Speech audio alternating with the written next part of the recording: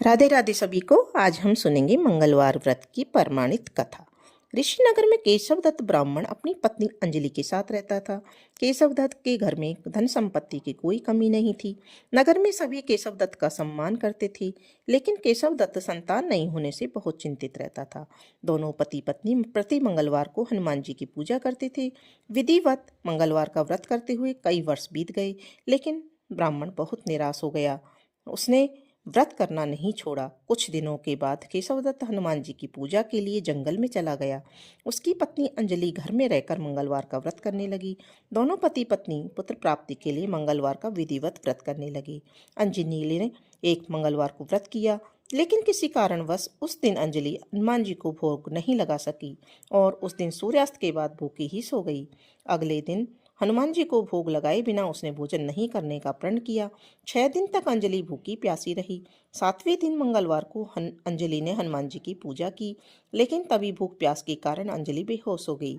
हनुमान जी ने उसी स्वप्न में दर्शन देते हुए कहा, उठो पुत्री, मैं तुम्हारी पूजा पाठ से बहुत प्रसन्न हूँ। तुम्हें सुंदर और सुयोग्य पुत्र होने का वर देता हूँ।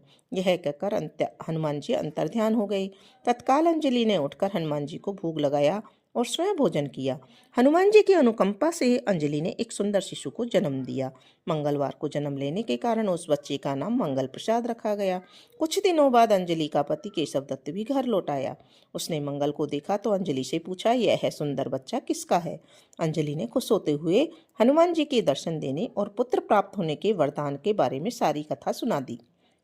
लेकिन केशव दत्त को उसकी बातों पर विश्वास नहीं हुआ। उसके मन में पता नहीं कैसे यह कलुषित विचार आ गया कि अंजलि ने उसके साथ में विश्वासघात किया है।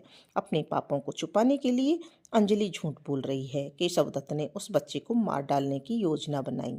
एक दिन केशव दत्त स्नान के लिए कुएं पर गया। मंगल भी उसके साथ में था।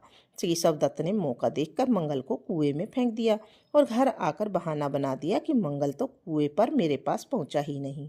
केशव दत्त के इतने कहने के ठीक बाद में मंगल दौड़ता हुआ घर लौट आया। केशव दत्त मंगल को देखकर बुरी तरह हैरान हो गया। उसी रात हनुमान जी ने केशव दत्त को स्वप्न में सपना दर्शन देते हुए कहा कि तुम दोनों के मंगलवार के व्रत करने से प्रसन्न होकर पुत्र जन्म का वर मैंने दिया था, फिर तुम अपनी पत्नी पर शक क्यों करते हो? उसी समय केशव दत्त ने अंजलि को जगाकर उससे क्षमा मांगते हुए स्वप्न में हनुमान जी के दर्शन देने की सारी कहानी सुनाई। केशव दत्त ने अपने बेटे को हृदय से लगाकर बहुत प्यार किया। उस दिन के बाद वे सभी आनंद पूर्वक रहने लगे। मंगलवार का विधिवत व्रत करने से केशव दत्त और उसके सभी कष्ट दूर हो गए। इस तरह जो स्त्री पुरुष विधिवत मंगलवार का व्रत रख के व्रत कथा सुनते हैं, हनुमान जी उनके सभी कष्ट दूर करके घर में धन संपत्ति का भंडार भर देते हैं। बोलो हनुमान जी महाराज की जय।